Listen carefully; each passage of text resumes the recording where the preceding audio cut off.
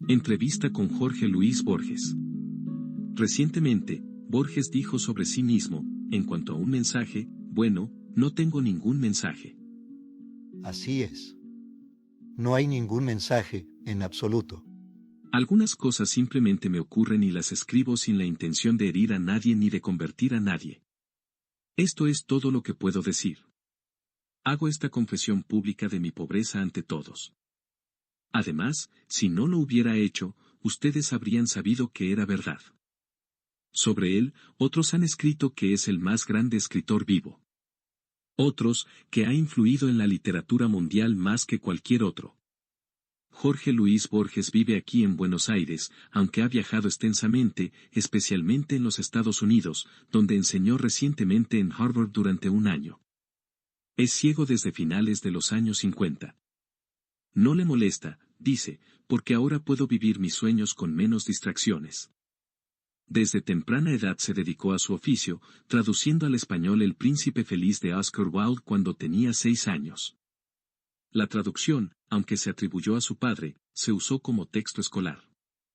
Comenzó a publicar en los años 20, poemas, ensayos, cuentos. A finales de los años 30 consiguió su primer trabajo como asistente en una biblioteca, pero lo perdió por firmar una declaración en contra del general Perón en 1946. Cuando Perón fue derrocado, Borges fue nombrado director de la Biblioteca Nacional, mientras su obra literaria continuaba a un ritmo extraordinario, incluyendo traducciones al español de importantes autores estadounidenses. También comenzó a dar conferencias, difundiendo sus escritos y su persona entre muchos estadounidenses. Sobre su trabajo, los críticos no se ponen de acuerdo, excepto en que sobrevivirá este siglo. Borges es sustancialmente, aunque no completamente, apolítico. Dado que Argentina está pasando por problemas, comenzaré preguntándole, ¿hay algo distintivamente argentino en esos problemas? Bueno, me pregunto. Sé muy poco de política, pero creo que ahora tenemos el gobierno correcto, un gobierno de caballeros, no de matones. No creo que estemos listos para la democracia todavía, quizás en 100 años. Pero ahora tenemos el gobierno correcto. Creo que el gobierno tiene buenas intenciones y está actuando, y como dije, estamos gobernados por caballeros, no por la escoria de la tierra, como sucedió hace poco. Cuando dice que podrían ser 100 años. Bueno, digamos 500, ¿no? Si el mundo dura tanto.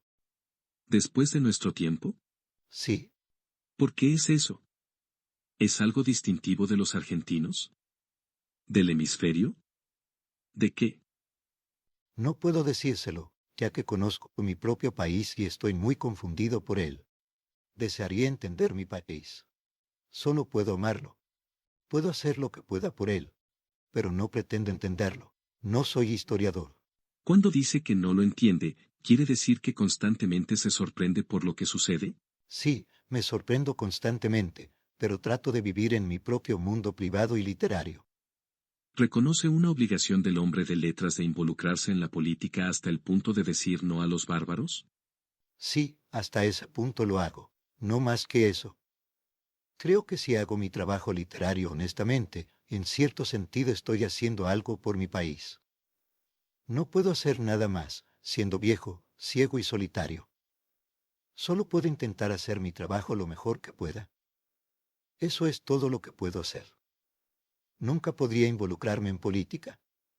Nunca podría dejarme sobornar. Ni siquiera he intentado ser famoso, aunque me he vuelto bastante famoso. Pero no he hecho nada para lograrlo. Simplemente he seguido escribiendo, sin pensar en el público o en los lectores. Escribo para complacerme a mí mismo. Si fuera Robinson Crusoe en una isla desierta, seguiría escribiendo, y probablemente escribiría más o menos el mismo tipo de cosas que escribo ahora.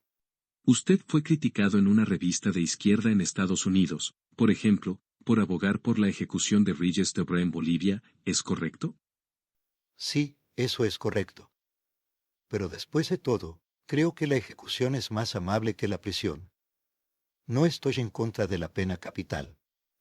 No me importaría ser ejecutado, pero no me gustaría pasar 5 años en prisión. De hecho, no me importaría ser ejecutado.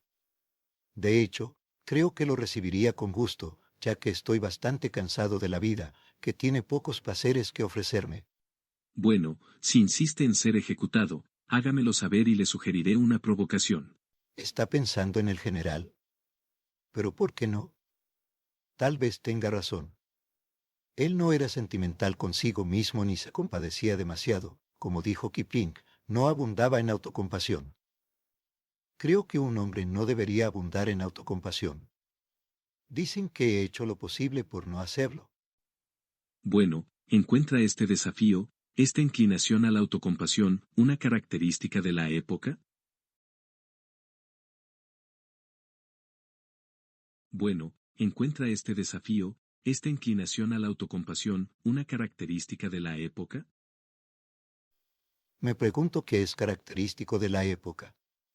Sé muy poco sobre la época. Pero quizás es bastante común aquí, en este país. La gente se compadece demasiado de sí misma, lo cual es una lástima, creo. Por supuesto, si te compadeces de ti mismo, te vuelves cada vez más triste, ¿no?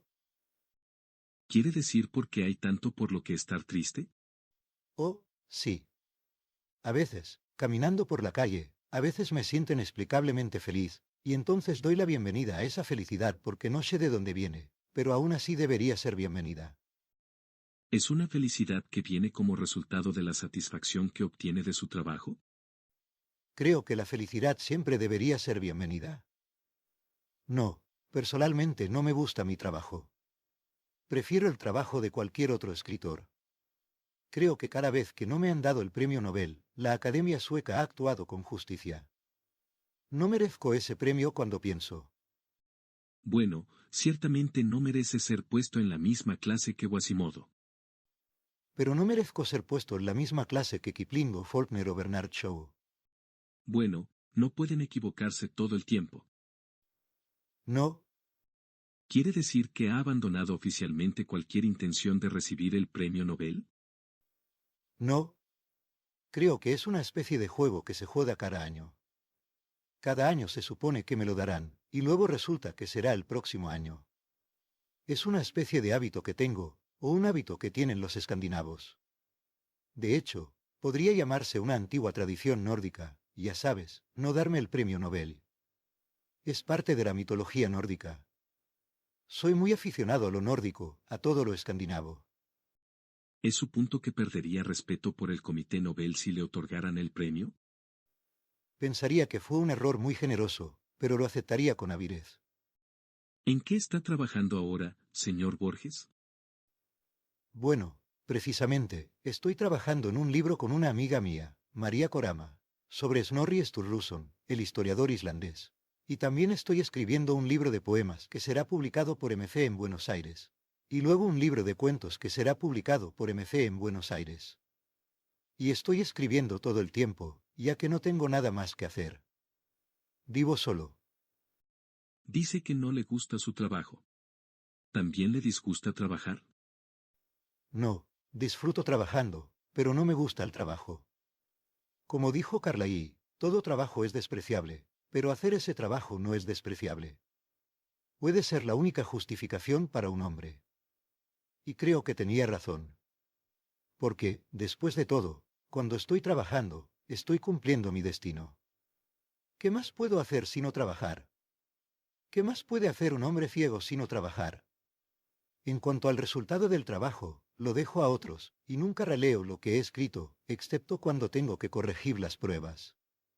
Pero disfruto trabajando, y no solo trabajando, sino también planeando mi trabajo, quizás más que la escritura misma, ya que la escritura, por supuesto, me ha sido prohibida.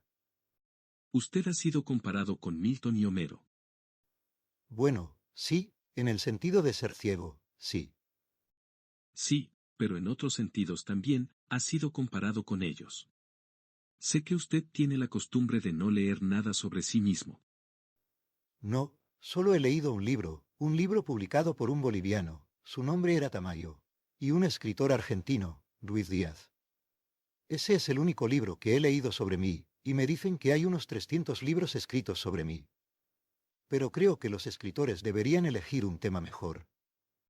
Bueno, en ese caso, estoy en posición de instruirlo sobre usted mismo. Supongo que sí. Usted ha sido comparado con Milton y Homero en términos de una visión interna altamente iluminada. ¿Es un juicio correcto en lo que a usted respecta? Bueno, hago lo posible por pensar que es un juicio correcto. Al menos trato de soportar la ceguera. Por supuesto, cuando eres ciego, el tiempo fluye de manera diferente. Fluye, digamos, en una pendiente suave.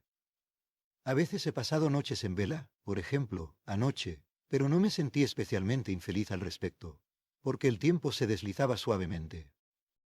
¿Quiere decir que se habría sentido más infeliz si hubiera podido ver? Oh, sí, por supuesto que lo habría hecho. ¿Por qué? No puedo explicarlo bien. Estos son pensamientos de años. Cuando me quedé ciego por primera vez, para leer, me sentí muy infeliz. Pero ahora siento que ser ciego es, digamos, parte de mi mundo. Supongo que eso sucede. Uno lo ha escuchado. Cuando uno está en prisión, uno piensa en estar en prisión como parte de su mundo. Cuando uno está enfermo, también. ¿Cómo se refresca como alguien que es ciego? Estoy leyendo todo el tiempo. Me leen libros. Hago muy poca lectura contemporánea. Pero solo estoy volviendo a ciertos escritores, y entre esos escritores me gustaría mencionar a un escritor estadounidense. Me gustaría mencionar a Emerson. Pienso en Emerson no solo como un gran prosista, sino como un poeta intelectual muy fino, el único poeta intelectual que tuvo ideas. Emerson estaba lleno de ideas. Bueno, usted hizo mucho para reintroducir a los estadounidenses a muchos escritores estadounidenses, incluyendo a Emerson, ¿no es así? Sí, sí. He hecho lo mejor que he podido. Emerson y también otro escritor que amo mucho. Hawthorne. Bueno, pero en Hawthorne, lo que no me gusta de Hawthorne es que siempre estaba escribiendo fábulas. Pero en el caso de Poe, bueno, obtienes cuentos, pero no tenían una moraleja. Pero en el caso de Hawthorne, las cosas siempre se convertían en lecciones o parábolas. Pero yo pensaría en Melville, uno de los grandes escritores del mundo, ¿no? ¿Cómo explica que Melville no haya logrado ningún reconocimiento durante su vida, ningún reconocimiento significativo? Porque la gente pensaba que estaba escribiendo libros de viajes. Tengo la edición de 1911 de la Enciclopedia Británica. Hay un artículo sobre Melville, y hablan de él de la misma manera que podrían hablar del capitán Marryat, por ejemplo, u otros escritores. Escribió muchos libros de viajes. La gente pensaba que estaba escribiendo de esa manera, así que no podían ver todo lo que Moby Dick o la ballena blanca significaban. ¿Qué papel jugó usted en el redescubrimiento de Melville? Bueno, en este país he hecho lo que he podido, supongo. ¿Ya había sido traducido cuando usted era estudiante? No, cuando yo era estudiante no había sido traducido. Fue traducido después, y yo traduje un cuento muy fino de Melville, ya lo conoce, por supuesto, Barleby. Sí. ¿Usted lo tradujo por primera vez? Sí, por primera vez. Luego también creo que hicimos la primera traducción de Wakeful de Hawthorne. Un cuento muy fino después de la manera de Kafka, o más bien Kafka vino después de él, ¿no? Pero Kafka nos permite leer mejor a Hawthorne, que es lo que hace un gran escritor. En cierto sentido, honra a los predecesores. Hace que la gente los lea de manera diferente. Pero tal vez no debería haber leído Wakeful de Hawthorne tan bien como lo hice, o como debería haberlo hecho, si no hubiera leído a Kafka antes. Creo que esa es una de las funciones, uno de los dones de un gran escritor. Es hacer que la gente lea de manera diferente, repasar los textos antiguos de una manera diferente, para que el pasado se modifique continuamente. Sí. Bueno, ahora usted dice que pasa la mayor parte de su tiempo leyendo a los escritores más antiguos. ¿Es porque rechaza a los nuevos escritores, o porque elige continuar sin familiarizarse con ellos? Me temo que encontraría a los nuevos escritores más o menos como yo. No lo hará. Supongo que sí. Supongo que todos los contemporáneos son más o menos iguales, ¿no? Dado que no me gusta lo que escribo, prefiero volver al siglo XIX, al siglo XVIII, y luego, por supuesto, también a los romanos, ya que no sé griego, pero sí latín. Claro, mi latín está muy oxidado, pero aún así, como escribí una vez, haber olvidado el latín ya es, en sí mismo, un don. Haber sabido latín y haberlo olvidado es algo que de algún modo se queda contigo. He hecho la mayor parte de mi lectura en inglés. Leo muy poco en español.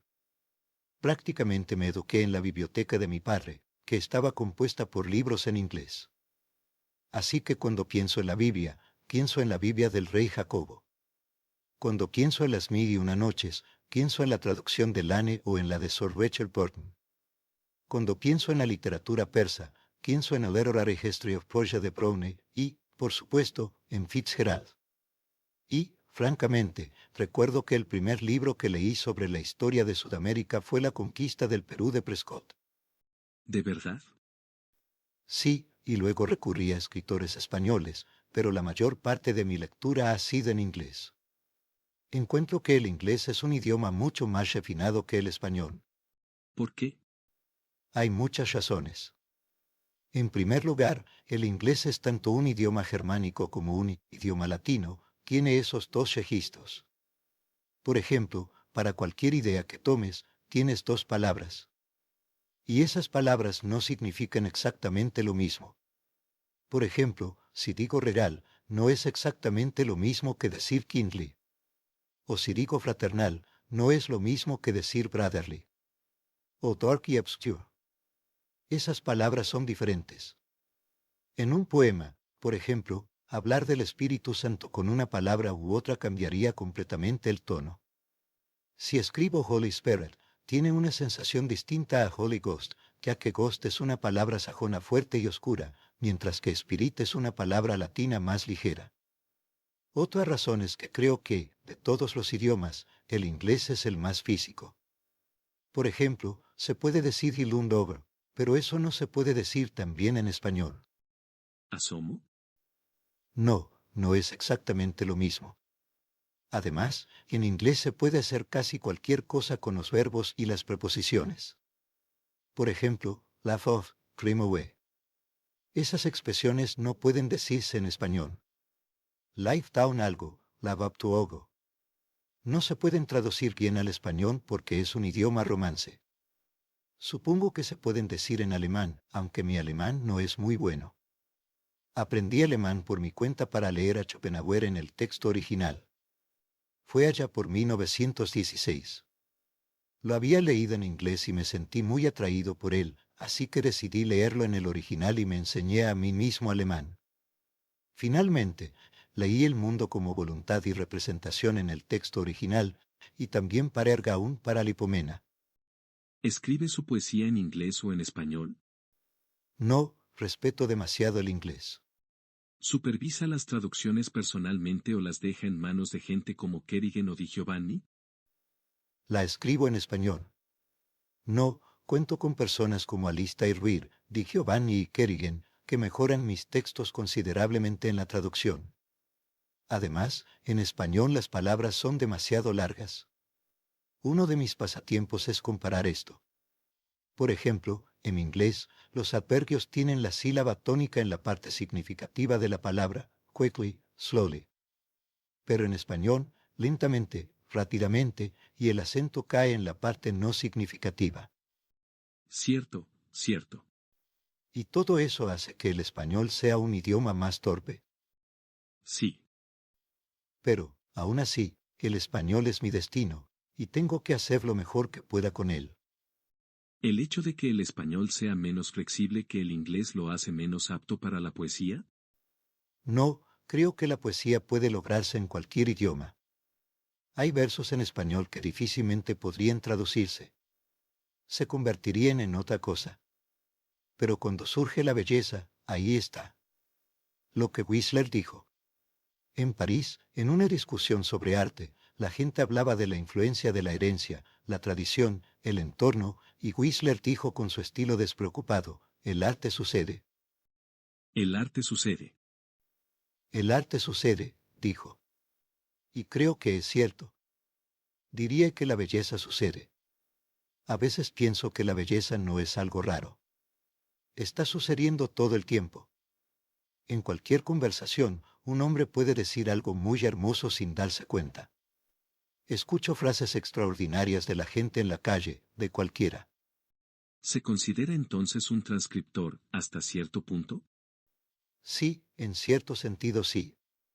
Y creo que he escrito algunas líneas buenas, por supuesto. Todo escritor lo ha hecho.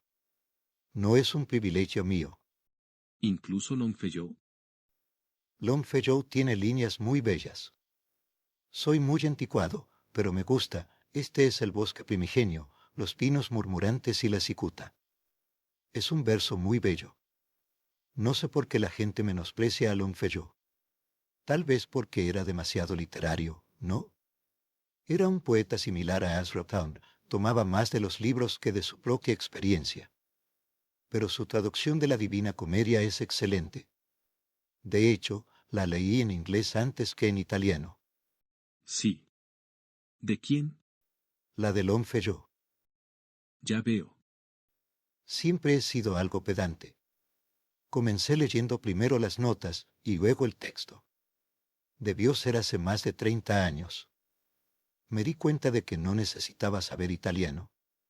Si se tiene español, se tiene italiano. La Divina Comedia puede ser leída por cualquiera que sepa español. Si se la leyeran, ¿la entendería?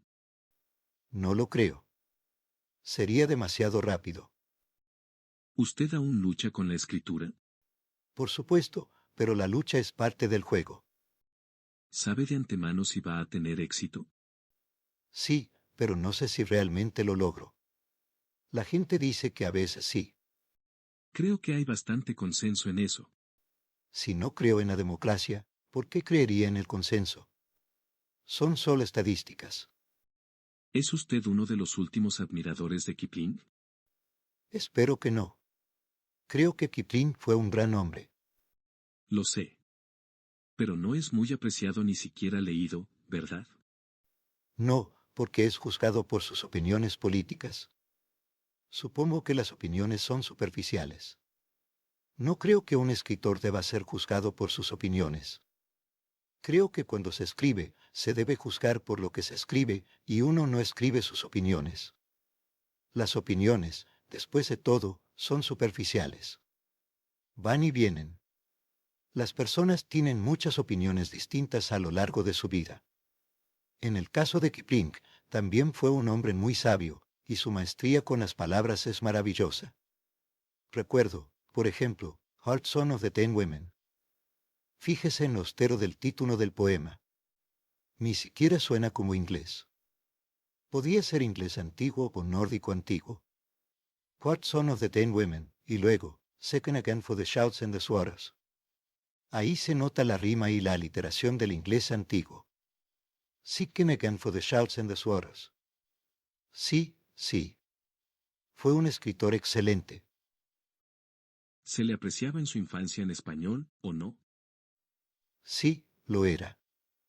Pero la gente piensa que si un escritor escribe para niños, comete un error. Quiero decir, en lo que respecta a su propia fama, porque la gente lo considera un escritor solo para niños. El caso de Stevenson, por ejemplo. ¿Por qué la gente menosprecia a Stevenson? Porque solo piensan en La Isla del Tesoro, un libro excelente, pero un libro destinado a niños. Pero si hubieran leído sus otros libros, verían que también fue un gran escritor. Así que quizás cometió un error. Que un escritor intente, digamos, ficción juvenil o ficción detectivesca puede ser problemático, porque la gente tiende a encasillarlo dentro de ese género en particular. Y supongo que, en el caso de Chesterton, la gente sabe que fue un gran escritor, pero si solo piensan en las historias del padre Brown, tienden a clasificarlo junto a ¿quién? ¿A Laurie Quinn? ¿O incluso Phil Potts? Agatha Christie. ¿O Agatha Christie? Sí. Pero, por supuesto, él está muy por encima de ellos. Es un error. Sería un error para la fama del escritor, no para el escritor mismo, porque, después de todo, si las historias del padre Brown no existieran, sentiría que sería una gran pérdida, al menos para mí. Pero al mismo tiempo, no han hecho nada bueno por su reputación. ¿Llegaría a decir que un escritor que busca la fama no debería escribir libros que los niños puedan leer con placer? No. ¿Qué hay de Tolkien, por ejemplo? Bueno, Tolkien solo me ha parecido un aburrimiento absoluto. Nunca he logrado entrar en sus libros. Siempre he sido un extraño ante ellos. Intenté con esa hermandad. ¿Se llama la Hermandad de los Anillos? Sí. El Señor de los Anillos, ¿no? El Señorío del Anillo. No sé. Pero en cualquier caso, ningún anillo me fue dado. Traté de disfrutarlo, hice mi mejor esfuerzo. Estaba en Escocia en ese momento, estaba haciendo teatro americano, lo leí, me reía a carcajadas, pero al mismo tiempo sentí que no obtenía nada de esa lectura. Compararlo con Lewis Carroll es una blasfemia. Me gusta tanto Lewis Carroll. No, creo que un escritor no debería escribir solo para niños, porque eso puede dañar su reputación, y después de todo, las reputaciones importan. No se trata solo de la obra en sí, sino del placer de lo que uno está haciendo. Solo pienso en la lectura y la escritura en términos de felicidad. Si no te sientes feliz cuando lees o escribes, o si no te sientes profundamente conmovido, entonces en realidad no estás leyendo ni escribiendo. Todo se reduce a leer por obligación, por notas en un examen, y eso, por supuesto, no diré que por ahí se llega a la locura, pero sí a la mediocridad. ¿Está diciendo que los escritores deberían disfrutar al escribir? Por supuesto que deberían. Al menos yo lo hago. Lo digo en serio. Tengo que esforzarme, tengo que trabajar, pero al mismo tiempo lo disfruto. Después de todo, he elegido ese destino literario para mí. Bueno, cree que los gimnastas deberían disfrutar. No sé absolutamente nada sobre gimnastas, así que cualquier cosa que diga. F, ¿diría que deberían disfrutar de sus ejercicios? ¿Está haciendo una afirmación universal de que todas las personas deberían disfrutar de su trabajo? No, supongo que se deben evitar las afirmaciones categóricas, y esa también lo es. Tal vez, cuando uno habla, cae en afirmaciones categóricas, ¿no? De hecho, si estás hablando, estás haciendo una afirmación categórica. Decir A es B es una afirmación categórica. Puede que no sea siempre B, puede ser otra cosa. Pero yo disfruto escribir. Es uno de los pocos placeres que me quedan. Entonces, según lo que dice, escribiría incluso si fuera Robinson Crusoe y no hubiera ninguna posibilidad. Bueno, eso sería lo único que podría hacer, escribir. Podría construir canoas. No, mis canoas apenas valdrían la pena construirlas. No creo que sirviera para ese tipo de oficio ni para ningún otro. Preferiría escribir un libro sobre cómo construir una canoa antes que construir una, ¿verdad? Oh, sí, por supuesto que lo haría. O tal vez elegiría otro tema. ¿Cuál es, en su opinión, el nuevo filisteísmo del que tanto se habla hoy en día? No sé. Hay tantos filisteísmos involucrados. ¿Cuál es el que le produce una alergia especial? Odio el nacionalismo. ¿A diferencia del patriotismo? Sí. Creo que el nacionalismo es un error. Creo que todos somos más o menos nacionalistas. Tal vez yo lo sea. Cuando alguien dice Argentinian, me enfurece, esa palabra no existe. La palabra correcta es Argentin. Argentinian es un invento, una palabra que rima con Bolivian o Peruvian.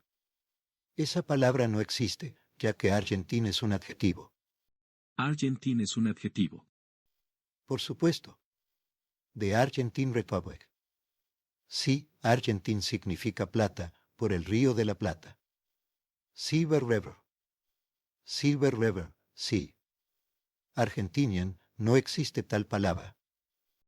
¿En inglés, quiere decir? No, no creo que exista tal palabra. En español no existe esa palabra. Se diría República Argentiniana en lugar de República Argentina. Si dijeras argentiniana, la gente te miraría fijamente. ¿Qué tan común es ese error? Sí. Me lo preguntaban todo el tiempo cuando estaba en Estados Unidos. La gente me preguntaba, ¿es usted argentinian? Y yo respondía, no, eso no existe. ¿Es usted Spaniard? Bueno, Dejé de ser español hace 150 años. ¿Es usted latinoamericano? Bueno, no. ¿Quién sabe qué es un latinoamericano? No existe tal cosa. Quiero decir, un hombre es colombiano, peruano, boliviano o uruguayo, pero difícilmente latinoamericano. No existe tal cosa. O un argentino. O un argentín, ¿por qué no?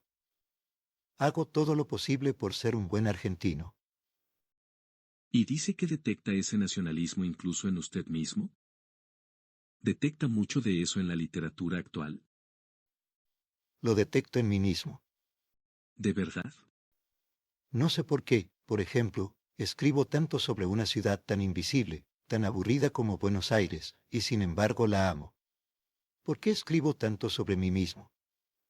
No soy un personaje interesante. Y, sin embargo, sigo estando interesado en Jorge Luis Borges. No sé por qué. Aún así, es un hábito de toda la vida. Uno de los libros sobre usted dice que sus experiencias más intensas son autobiográficas. Pero eso no significa que sea narcisista o nacionalista, ¿verdad? No lo creo. Supongo que significa cosas más esenciales. Significa, bueno, podría ser el pensar, el amar, el enamorarse, el desamor o ser feliz en el amor de vez en cuando. Esas cosas son esenciales para el ser humano. Son universales, ¿no? Son universales, por supuesto. Afortunadamente. Entonces, en consecuencia, no está cometiendo el pecado del nacionalismo o el narcisismo, ¿verdad? No, no lo estoy. No creo ser un narcisista ni un nacionalista, en absoluto. Creo que el nacionalismo es un error en todos los países, especialmente en un país nuevo como el mío. Es decir, por ejemplo, si eres chino, japonés o incluso europeo, o incluso si eres estadounidense, podrías ser nacionalista. Pero aquí nuestra historia tiene, digamos, un poco más de 100 años. Un país sin un color local definido como este. Bueno, hemos tenido una historia bastante interesante en el último siglo, y ahora creo que estamos mejorando, más o menos. Quiero decir, pasamos por un periodo muy triste, y ahora las cosas están mejor, o al menos deberíamos esperar que estén mejor, porque nuestra esperanza es parte de la mejora, ¿no? Sí. Bueno, eso no socavó su aprecio por Kipling y su nacionalismo. No, creo que el Imperio Británico hizo el bien. Creo que tenían razón en eso. Tal vez no le hizo bien a Inglaterra. Entonces, lo que usted rechaza no es el nacionalismo en sí, sino el mal nacionalismo. Pero en el caso de Kipling, no solo creo que el Imperio Británico hizo el bien, sino que creo que Kipling necesitaba esa fe para escribir sus libros, así como Walt Whitman necesitaba la democracia, Neruda necesitaba el comunismo o Dante necesitaba la Iglesia Católica Romana. Fue un catalizador de su talento. Sí, no fue. ¿Y por qué no? Es algo legítimo. No solo legítimo, sino deseable. Bueno, ¿por qué no hay buena literatura saliendo de la Unión Soviética que celebre el comunismo? ¿Por qué no es un catalizador de algo hermoso? Porque la gente es forzada a ello. A diferencia de Neruda, que no lo fue. No, él no lo fue. En cuanto a la sinceridad de Neruda, no sé nada en absoluto. Pero aún así, lo salvó. Es decir, escribió poesía sentimental bastante mala, su poesía de amor era bastante mala. Él mismo lo pensaba. Y luego esa fe política llegó a él y lo salvó. Solo conocí a Neruda una vez en mi vida. Él pensaba que con el idioma español no se podía hacer nada. Entonces le dije, tal vez se pueda hacer algo con el inglés. Y él dijo, bueno, con el inglés ya se ha hecho algo. Y luego le dije, en español no se ha hecho nada todavía. Y él dijo, no, supongo que no. Y le dije, bueno, tendremos que hacer algo por ese idioma olvidado por Dios. Bueno, lo hicimos, o al menos él lo hizo. Ahora, ¿hace cuántos libros ocurrió esa conversación? Debe haber sido por los años 20, ¿no? ¿Ya era comunista en ese entonces? No, no sé, porque nunca hablamos de política. Pero amaba el idioma inglés. Supongo que siempre lo hizo. Dice que si uno es forzado, se sofoca la musa. Creo que sí. Se sofoca todo. ¿Cree que Neruda fue forzado? No, no creo que haya sido forzado. Bueno, pero Dante sí fue forzado. Creo que él sí creía en ello. Pero él vivió en una época en la que era peligroso no creer, ¿no es así? Bueno, supongo que era intensamente religioso. Por ejemplo, no puedo imaginarme siendo católico romano, ni siquiera cristiano. Y, sin embargo, disfruté profundamente la Divina Comedia, aunque no disfruté su estructura, por supuesto. No me gusta la estructura de las tres instituciones, infierno, purgatorio y cielo o paraíso. No puedo creer en ese tipo de cosas. Pero aún así, si acepto esa estructura, entonces es un poema maravilloso, quizás el más grande jamás escrito. ¿Por qué no existe un amor intenso por el comunismo que haya producido una obra maestra equivalente? Por supuesto, supongo que no puede haber una obra maestra equivalente, pero al menos una obra maestra. ¿Cómo explica la aridez de toda la experiencia soviética en los últimos 50 o 60 años? Creo que la aridez ha sido justificada de muchas maneras. Creo que es bastante común. Por ejemplo, digamos, quizás esté insultando a algunas personas al decir esto, mire a los Estados Unidos. Desde un punto de vista literario, tienen al menos media docena de genios. ¿Se refiere a los últimos 200 años? Por ejemplo, tienen a Poe, Melville, Whitman, Hawthorne, Henry James, ¿verdad? También a Frost. Eso sería todo. Bueno, Pound. no quiero incluirlo, pero si usted lo hace, no es asunto mío. Pero al mismo tiempo, si piensa en Canadá y Australia, prácticamente no han producido nada. Así que tal vez la Revolución Americana fue positiva desde un punto de vista literario. En otras palabras, considera que 6 personas en 200 años es una profusión de genios y que la aridez es la norma? Sí, diría que sí. Lo que quiero decir es que uno puede gustar o no de Poe, no creo que sea un gran poeta. Pero creo que fue un hombre de genio. Uno puede gustar o no de Whitman, se pueden encontrar líneas buenas y malas en él, pero no se le puede ignorar. No se puede pensar en la literatura contemporánea y, Descartar a Whitman. sí, no se les puede descartar. Mientras que otros escritores sí pueden ser olvidados. Por ejemplo, Sudamérica no ha producido a nadie verdaderamente relevante para el mundo. Supongo que tenemos buenos escritores, escritores excelentes, digamos, para los argentinos, para los chilenos o para los peruanos, pero no significan nada para el mundo. Bueno, usted sí. Neruda sí. Bueno, en mi caso, lo que está diciendo puede interpretarse como una forma de pesimismo o de optimismo. Entiendo que me está diciendo que no hay razón para esperar que en Rusia haya surgido una gran figura, aunque, por supuesto, la hay, Solzhenitsyn, y él es un disidente. ¿Esperaría algo de Australia, por ejemplo? No lo creo. Patrick White. Bueno, no lo conozco, lo siento. Debo admitir mi ignorancia. Ganó el premio Nobel, creo, ¿no?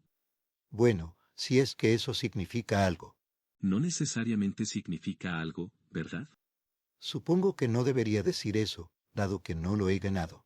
Pero quizás necesitaban a un australiano, o necesitaban un canguro, y entonces. Entonces, ¿no tiene una tesis que explique por qué, durante un periodo de 50 años en Rusia, hubo la mayor conflagración espiritual en la historia literaria y luego nada? Debo decir que, en ese caso, los zares fueron mejores, porque nos dieron a Tolstoy, Dostoyevsky y Gogol. Hicieron algo bueno. Correcto, pero ¿qué fue lo que, de repente, destruyó todo ese movimiento? ¿O acaso el genio es tan raro que no es posible formular ninguna regla sobre su aparición? Supongo que es raro. Entonces, debemos recurrir a Whistler. El arte ocurre o no ocurre. No se puede esperar nada. También hay países propicios. Por ejemplo, Inglaterra. Amo profundamente Inglaterra. Adoro Inglaterra. Pero si se la considera en términos de música o pintura, no es un país muy importante. En literatura sí lo es, especialmente en poesía. También en prosa. No creo que Inglaterra haya producido ningún músico verdaderamente importante o relevante para todo el mundo. No lo creo. Aunque amo a Turner, pero eso puede ser un sesgo personal, un capricho mío. Blake también, pero, por supuesto, en Blake lo que admiro es más bien al poeta y al místico. Pero hay circunstancias propicias y no propicias, ¿no? Está haciendo realmente una observación genética o una observación cultural, sugiriendo que la gente con sangre inglesa se inclina hacia la literatura, pero no tanto hacia el arte o la música. Supongo que podría traducirse de ese modo, pero no me atrevería a hacer una afirmación tan categórica. De hecho, me pregunto si soy capaz de pensar en términos abstractos. No creo que lo sea. Solo pienso en términos de detalles, de individuos. Tal vez eso también sea mi lado inglés, expresándolo en términos de nominalismo, de individuos. ¿Haría alguna generalización sobre la naturaleza inglesa en Francia? Francia ha producido muchos hombres de genio. Creo que todos deberíamos sentirnos muy agradecidos con Francia. Creo que yo he sido ingrato con Francia porque siempre estoy mirando hacia Inglaterra y también hacia los países escandinavos. Pero no se puede ignorar a Francia. No se puede hacer. España, en cambio, quizás haya producido un solo hombre de genio, Cervantes. Y los demás, supongo que pueden ser olvidados sin problemas. Al menos, yo nos olvido sin problemas, o con problemas, quién sabe. Tengo sangre española, portuguesa e inglesa, y tal vez todos tengamos un poco de sangre judía también, ¿no? Los portugueses han producido algún escritor de primer nivel, según sus estándares, que son bastante exigentes. Sí, creo que han producido dos. Écare Queiroz, un novelista del siglo XIX, y Camões, quien escribió una gran epopeya, Os Lusíadas, donde hay un sentimiento profundo por el mar. Eso nunca se encuentra en la poesía española. ¿Por qué? Los castellanos eran un pueblo del interior. Tal vez eso también explique el fracaso de la Armada. En su experiencia, ¿es posible estimular el amor por la literatura, o es algo que simplemente ocurre o no ocurre? ¿Se puede tomar a 20 personas y hacer que amen más la literatura? Por supuesto. Fui profesor de literatura inglesa y americana durante unos 20 años en la Universidad de Buenos Aires. Por eso le pregunto. Y he tratado de enseñar a mis alumnos no la literatura, eso no se puede enseñar, sino el amor por la literatura.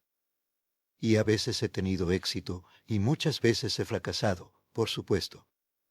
Si el curso debe completarse en 4 meses, puedo hacer muy poco. Pero aún así, sé que hay muchos jóvenes en Buenos Aires, quizás ya no tan jóvenes, hombres y mujeres, que tienen su memoria llena de versos en inglés. He estado estudiando inglés antiguo y nórdico antiguo durante los últimos 20 años. Y también he enseñado a muchas personas el amor por el inglés antiguo. Entonces, ¿existe un arte pedagógico? He visto a muchos profesores que siempre recurren a fechas, a nombres de lugares. ¿Usted no hace eso? Hago lo posible por evitarlo. ¿Bajo el argumento de que es una distracción? Sí, por supuesto. Sí, siento que es irrelevante.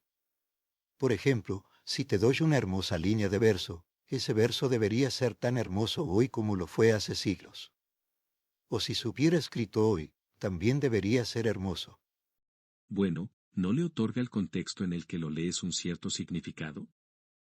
Sí, pero supongo que si una línea es hermosa, el contexto puede olvidarse sin problema, ¿no? Si digo, por ejemplo, que la luna es el espejo del tiempo, esa es una buena metáfora, ¿no crees? Pero creo que la literatura siempre se enseña de manera incorrecta. Se enseña en términos de historia y sociología. Y yo no haría eso. Un espejo es algo redondo, puede romperse fácilmente, y sin embargo, de alguna manera, la luna es tan antigua como el tiempo, o la mitad antigua que el tiempo. Ahora, si añadiera que eso proviene de la poesía persa, realmente no añadiría a la belleza. Quizás podría añadir en cierto modo. Pero aún así, si esa metáfora se hubiera inventado esta mañana, sería una buena metáfora, ¿no? La luna, el espejo del tiempo. Resulta ser una metáfora persa. Bueno, pero ciertamente ciertas cosas se aceptan como hermosas en parte dependiendo del estilo predominante. El tipo de entusiasmo, por ejemplo, que se mostró por la comedia de la Restauración. Algunas de esas cosas no son muy graciosas ahora. Algunos de los excesos románticos del siglo XIX no son, Pero supongo que todo eso es bastante artificial, ¿no? Esa es una de las razones por las que me gusta tanto la poesía en inglés antiguo, que nadie sabe nada sobre los poetas además del siglo en que escribieron, y sin embargo encuentro algo muy conmovedor en la poesía en inglés antiguo. tiene que sostenerse por sí misma, ¿quieres decir? Tiene que hacerlo. O tal vez porque me gustan los sonidos de ella. Mind be myself om Sajid Rican, será ciegan. Ahora, esos sonidos tienen un tono para mí. ¿Qué dice eso? ¿Qué es eso en dólares? Eso diría, espera un poco. En dólares eso sería, puedo pronunciar una verdadera canción sobre mí mismo. Puedo contar mis viajes. Eso suena como Walt Whitman, ¿no? Eso fue escrito en el siglo IX en Northumbria. Make be myself om Sajid Rican, será ciegan, y Ezra Pound lo tradujo como esto. Creo que es una traducción bastante tosca. Puedo, por mi propio bien, considerar la verdad de la canción, jerga del viaje. Bueno, eso es demasiada jerga para mí, ¿no? Por supuesto, él está traduciendo los sonidos. Make yo be myself om Sajid Rican, será ciegan, puedo, por mi propio bien, considerar la verdad de la canción. Sajid Rican está traduciendo los sonidos más que el sentido. Y luego será ciegan, contar mis viajes, él traduce jerga del viaje, lo cual es bastante tosco, al menos para mí. ¿De quién dijiste que era la traducción? Es la traducción de Ezra Pound. Oh, ya veo. ¿Cómo habrías traducido esa palabra? La habría traducido literalmente. Puedo pronunciar, puedo decir una verdadera canción sobre mí mismo. Puedo contar mis viajes. Creo que eso debería ser suficiente, ¿no? Fue una declaración simple, una declaración directa. Pero en cualquier caso, ¿esto sería un ejemplo de algo que no puede ser influenciado por un cambio en la moda? No lo creo. Es hermoso entonces y ahora. Creo que si las cosas son hermosas, bueno, Keats lo dijo. Lo dijo de una manera quizás demasiado florida, pero creo que era cierto. Una cosa de belleza es una alegría para siempre.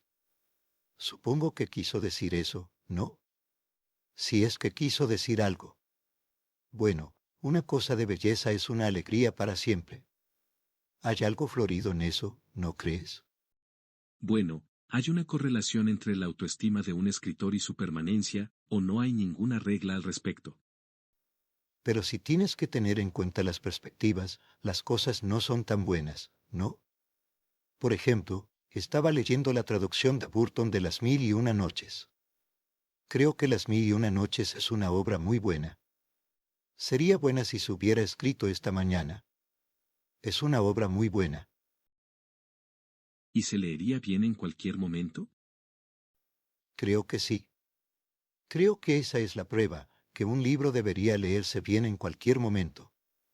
Por supuesto, cuando los escritores se dedican al arte de las palabras, a la música de las palabras, entonces, por supuesto, es muy difícil traducirlos. En el caso de Shakespeare, por ejemplo, supongo que la mitad de la belleza reside en el lenguaje y por lo tanto no puede ser traducido. Bueno, ¿hay una correlación entre la autoestima de un escritor y su permanencia, o no hay ninguna regla al respecto? ¿Algunos escritores modestos perduran y algunos escritores vanidosos desaparecen? No creo que pueda decir algo valioso sobre ese tema. ¿Sabía Dante que había escrito una obra maestra? Era plenamente consciente de ello. No, debo agradecerle por ver que sabía muy bien lo que estaba haciendo, a diferencia de Shakespeare, señor, que era inconsciente. Gracias, señor. O tomemos un ejemplo menor. ¿Sabía Mark Twain cuán bueno era el libro que estaba escribiendo cuando escribió Huck Finn? No lo creo. Se nota que el final del libro se desmorona. Se permite a Tom Sawyer arruinar el libro. Y sin embargo, escribió ese libro, el único, diría yo. Bueno, los otros libros que escribió fueron bastante buenos. Quiero decir, Roughing It, Life on the Mississippi, First Days in California. Esos fueron buenos libros, pero no tan buenos. Por supuesto, tenía que estar haciendo bromas todo el tiempo, y eso, supongo, no limitó. Bueno, Cervantes se consideraba principalmente un poeta, ¿no? Como poeta, no era nada. ¿Entonces fue simplemente un error de juicio? Pero lo que quiero decir es que era un poeta cuando escribía en prosa, no cuando intentaba escribir versos. Se dice que el único buen verso que escribió en español fue la gracia que no supo darme el cielo, quiero decir, ser poeta, ¿no? Ese es el único verso bueno que escribió. ¿Quiere traducirlo? De Gethard haben den Narkev me. No pudo dármelo. Sí, no pudo, que no quiso, no, que no se preocupó en hacerlo. Muchas gracias, señor Borges. He disfrutado de nuestra. No, debo agradecerle por su extraordinaria paciencia. Puede contar con mi paciencia cuando lo desee. Gracias, señor. Y muchas gracias a ustedes, damas y caballeros.